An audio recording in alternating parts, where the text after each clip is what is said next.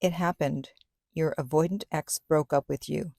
You had a feeling it was going to happen. Or maybe you were completely blindsided. Either way, you knew they were avoidant, or you recently found out that they're avoidant, and now you're scared because you hear that it's harder to get back an avoidant. What are you going to do? Don't worry.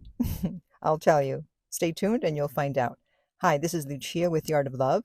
I'm a dating and relationship expert specializing in helping you get your ex back or to get over your ex. And welcome back, my beautiful no contact army. Have you downloaded my app Silencio to make sure you stay in no contact? If you haven't, the link is underneath every single video and podcast. And if you too would like to join our no contact army, all you have to do is hit the subscribe button and the bell notification, and you're in.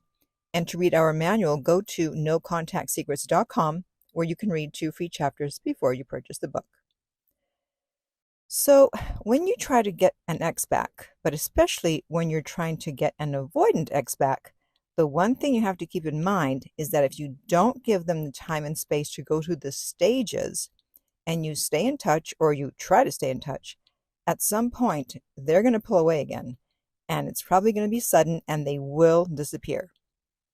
So knowing the stage that your avoidant ex is in is going to make it easier to get them back. So let's get started.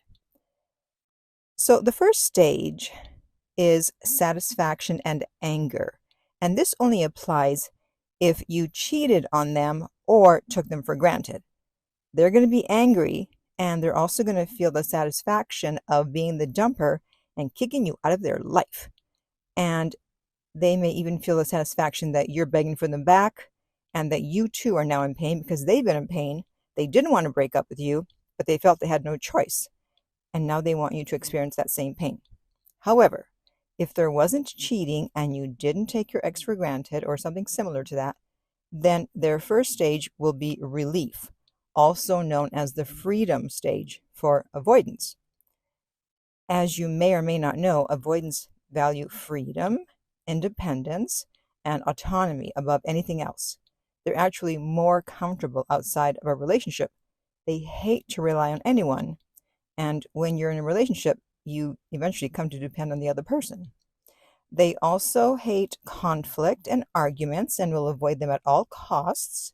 And if you're listening to this, you're probably anxious, which means that you often let your emotions get the best of you, and you have no issue with conflict and arguments. So you can see how this is not going to work for an avoidant. And they were probably feeling suffocated and were thinking about leaving for a while. If they're cold and distant, or they've blocked you, it's because they're enjoying that freedom stage. Now, one thing to keep in mind is that there is no chance that no contact will affect them while they are in this stage, okay?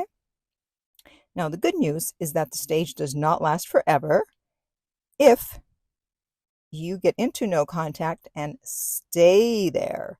But if you keep breaking it, all you're doing is literally pushing them back into the freedom and relief stage.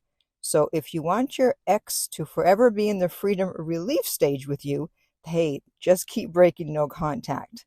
They'll just see you as the person who's trying to take away their freedom. So that's why it's imperative that you stay in no contact. Now, if your ex was a fearful avoidant, they will actually go through a relief and guilt stage. People who are fearful avoidant usually have a shame or guilt wound. They're constantly feeling guilty for their actions, whereas dismissive avoidants, they don't often feel guilty. So breaking up with you triggers those guilt and shame wounds. And even though they feel the relief, they also feel the guilt. So it's a double-edged sword.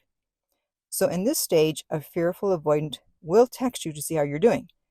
This is why they'll reach out and even act as if there wasn't a breakup, which obviously is confusing. That's why I constantly reinforce that you must not respond to insignificant messages like, how are you doing? It's an insignificant message at this point because it's just too early. They're trying to ease the guilt and the shame that they feel. And they may even try to see you in this stage. But remember, it's not going to last. They have to go through all the stages. And you're going to think that they've already changed their minds and they still want you. And that would be a big mistake. So if you start chasing them now, they will go from feeling shame and guilt to wanting to just get away from you. And they will disappear, and you'll wonder what the heck happened. Well, what happened is that it was way too soon to get back together. But if you're anxious, you just want relief, and you want to believe that they've quickly changed their mind. So unless it was a fake breakup, they did not change their mind that fast. 2 weeks of no contact is not going to make them change their mind. And if they do take you back at this point, it'll be out of pity, and they won't value you as much as they used to. And do you really want someone to take you back out of pity? That would be like someone dating you out of pity. It's like, oh, this poor guy, this poor girl, I feel so sorry for them. I'm going to date them. Same thing. I'm going to take them back. That's not what you want. Or if they do take you back at this stage, they're soon going to have buyer's remorse because they haven't had enough time to go through stages. You have not had time to work on yourself and fix whatever it was that pushed them away, and it's just not going to work. So the best way to ensure that your ex moves on to the next stage is to stay in no contact no matter what. And if you do that, the next stage will be curiosity. Why do they get curious? Because they expected you to chase them when they pulled away. And if you're anxious, that's probably what you normally did until you found this channel or others like mine where you realized you were making things worse.